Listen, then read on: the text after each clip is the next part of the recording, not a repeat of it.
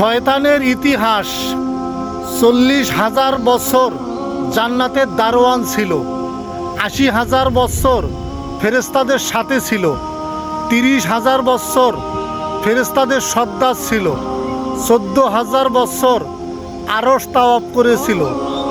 ইবলিসের পিতার নাম খবিস, ইবলিসের মাতার নাম নীলবিষ। ফেরেশতারা ইবলিস শয়তানকে 7 আসমানে 7টি নাম দিয়েছিল।